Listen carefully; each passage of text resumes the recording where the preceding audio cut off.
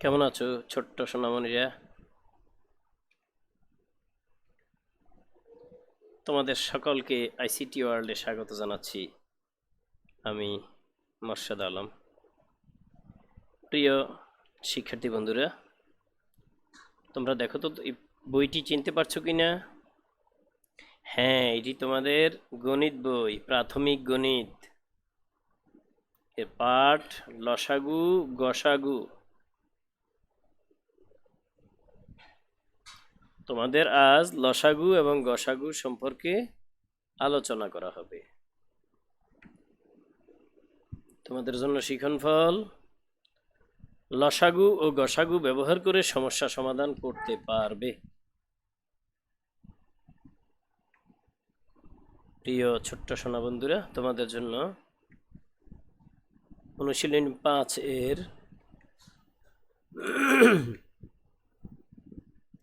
লসাগু নির্ণয় করো। 1, 5, 2, 1 অর্থাৎ 15, 21, 20, 12, 25, 32। এবারে দেখো কি দেখা যাচ্ছে, 15, 21 এর লসাগু নির্ণয় করি। কেমনে লসাগু নির্ণয় করব? দেখো 15 একটি বিজোড় সংখ্যা। আমরা শুরুতে দেখব 2 দ্বারা ভাগ যায় কিনা। 15 বিজোড় সংখ্যা 2 দ্বারা ভাগ যাবে না। 21 বিজোড় সংখ্যা 2 দ্বারা ভাগ যাবে না। তাহলে কি করব? 3 দ্বারা ভাগ যাবে। 15 3 দ্বারা বিভাজ্য। 3 5 15, 21 3 দ্বারা বিভাজ্য।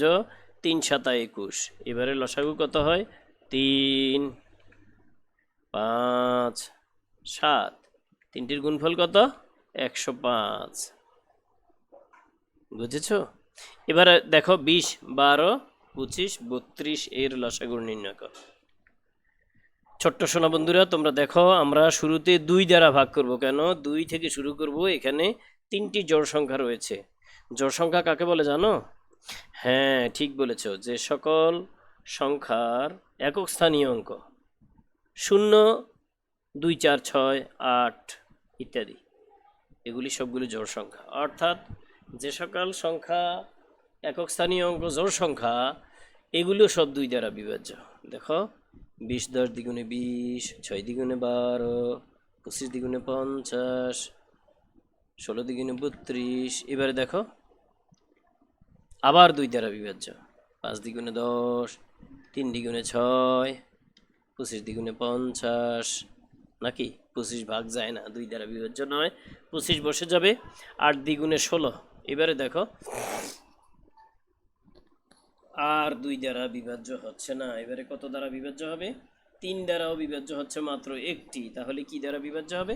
5 দ্বারা বিভাজ্য হবে 2টি। আমরা 5 দ্বারা বিভাজ্যতা দেখব এবার। 3 একে 3, 5 দ্বারা বিভাজ্য নয়। 5 5 25, 8 বিভাজ্য নয়, অবিভাজ্য অবস্থায় থেকে যাবে। তাহলে এবারে লসাগু দেখো 2 2, 5 3, 5 8। লসাগু 2 4 0 0। লসাগু 2 4 0 0। অতএব সংখ্যাগুলোর লসাগু হলো 2400। এবারে দেখো গসাগু নির্ণয় করো।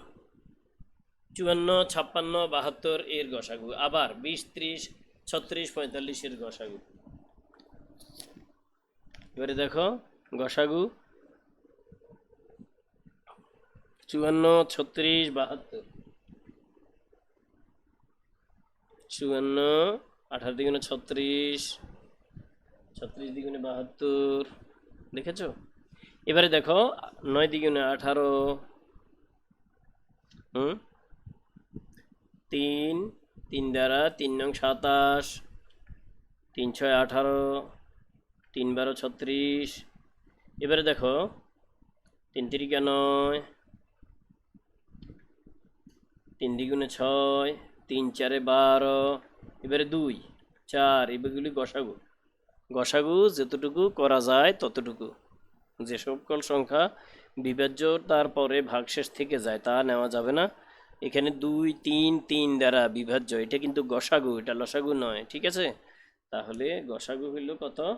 3 দ্বিগুণে 6, 3 6 18।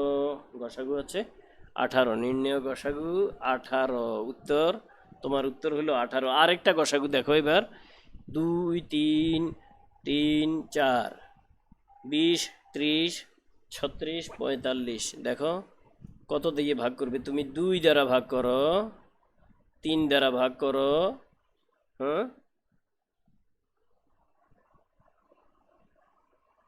4 দ্বারা ভাগ করো। এখানে এই সংখ্যাগুলো পরস্পর বিভাজ্য নয়, এজন্য জানা আছে একাধিক সংখ্যার কোনো মৌলিক সাধারণ গুণনীয়ক না থাকলে তাদের গসাগু 1 হবে। একাধিক সংখ্যার মধ্যে যদি কোনো বিভাজ্য সংখ্যা না থাকে, একই সংখ্যা দ্বারা বিভাজ্য সংখ্যা না থাকে, যেমন এখানে 2 দিয়ে সবগুলোকে বিভাজ্য হয় না, আবার 3 দিয়ে দুটি বিভাজ্য নয়, অর্থাৎ সবগুলো বিভাজ্য হয় না, কোনো সংখ্যা দিয়েই সবগুলো বিভাজ্য হচ্ছে না, এজন্য গসাগু হবে 1। অতএব গসাগু 1। প্রিয় ছোট্ট সোনা বন্ধুরা, তোমরা দেখো তো একটি প্রশ্ন, একটি সমস্যা দেখা যাচ্ছে। একটি রাস্তায় কিছু গাছ এবং ল্যাম্পপোস্ট আছে। 25 মিটার পর পর গাছ এবং 20 মিটার পর পর ল্যাম্পপোস্ট আছে। রাস্তার শুরুতে গাছ ও ল্যাম্পপোস্ট একত্রে থাকলে কত মিটার পর পর গাছ এবং ল্যাম্পপোস্ট পুনরায় একসাথে থাকবে? আবার দেখো, একটি রাস্তায় কিছু গাছ এবং ল্যাম্পপোস্ট আছে। 25 মিটার পর পর গাছ, 20 মিটার পর পর ল্যাম্পপোস্ট আছে। রাস্তার শুরুতে গাছ ও ল্যাম্পপোস্ট একত্রে থাকলে কত মিটার পর পর গাছ এবং ল্যাম্পপোস্ট পুনরায় একসাথে থাকবে? ওকে, আমরা এবারে সমস্যাটা কিভাবে সমাধান করি দেখো। এসো চিত্রের মাধ্যমে বুঝিয়ে নেই। একটি গাছ, 25 মিটার পরে আরও একটি গাছ, 25 মিটার পরে আরও একটি গাছ, আবার 25 মিটার পরে আরও একটি গাছ, আবার 25 মিটার পরে আরও একটি গাছ। এবারে দেখো একটি ল্যাম্পপোস্ট রয়েছে। এবারে 20 মিটার পরে আরও একটি, আবার দেখো 20 মিটার পরে আরও একটি ল্যাম্পপোস্ট, আবার দেখো 20 মিটার পরে আরও একটি ল্যাম্পপোস্ট, আবার 20 মিটার পরে আরও একটি ল্যাম্পপোস্ট, আবার 20 মিটার পরে দেখো আরও একটি ল্যাম্পপোস্ট। এই ল্যাম্পপোস্টটা এবারে গাছের সাথে মিলে গিয়েছে, অর্থাৎ 25 25 25 25, 4 25 100, 20 20 20 20 20 20, 5 20 100।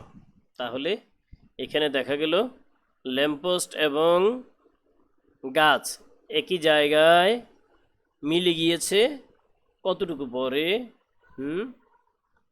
100 মিটার পর ল্যাম্পপোস্ট এবং গাছ মিলে গিয়েছে। এবারে দেখো একটি রাস্তায় কিছু গাছ এবং ল্যাম্পপোস্ট আছে, ওই একই প্রশ্ন। এবারে তার সমাধান হবে। 25 এবং 20 এর লসাগু হবে গাছ ও ল্যাম্পপোস্ট পুনরায় একত্রে থাকার দূরত্ব। দেখো 25 এবং 20 5 দ্বারা বিভাজ্য, 5 4 20। এবারে কি করব? এবারে লসাগু সমান 5 5 4, 5 5 25, 4 25 100। তাহলে প্রতি 100 মিটার পর ল্যাম্পপোস্ট এবং গাছ, 100 মিটার পর পর গাছ এবং ল্যাম্পপোস্ট একত্রে থাকবে। আগের পৃষ্ঠায় তোমাকে দেখানো হয়েছিল, ভেঙে ভেঙে চিত্রের মাধ্যমে বুঝিয়ে দেওয়া হয়েছিল।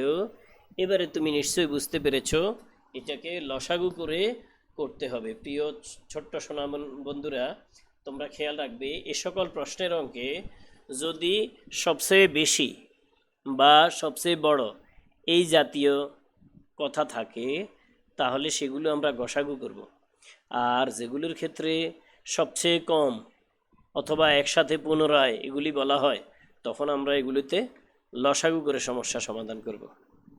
এবারে দেখো আরও একটি সমস্যা। ডান পাশে একটি আয়তকার মেঝের ছবি দেওয়া আছে, এই যে এই ছবিটি।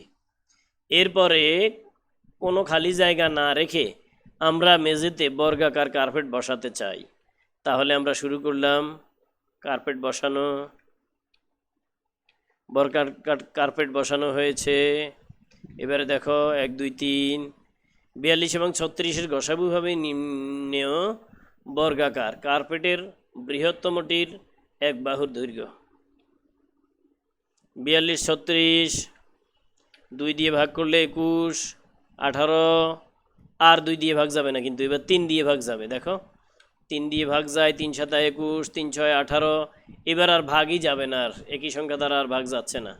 তাহলে আমরা 2 এবং 3-এর গসাগু বের করতেছি, এটা হচ্ছে গসাগু। ঠিক আছে, এটা গসাগু করে করতে হবে। 2 এবং 3-এর গসাগু 6। কার্পেটের এক বাহুর দৈর্ঘ্য 6 মিটার। ঠিক আছে, এবারে দেখো 1 নং হতে আছে বৃহত্তম কার্পেটের এক বাহুর দৈর্ঘ্য 6 মিটার। এবারে দেখো অতএব বর্গাকার কার্পেটের ক্ষেত্রফল বাহু গুণন বাহু 6 গুণন 6 বর্গমিটার। তোমরা দেখতে পাচ্ছ বর্গাকার বর্গক্ষেত্রের ক্ষেত্রফলের ক্ষেত্রে আমরা কি করব, বাহু গুণন বাহু। আর যদি ক্ষেত্রফল হয় তাহলে আমরা কি করব, দৈর্ঘ্য গুণন প্রস্থ। এখানে বাহু গুণন বাহু করাই যথেষ্ট।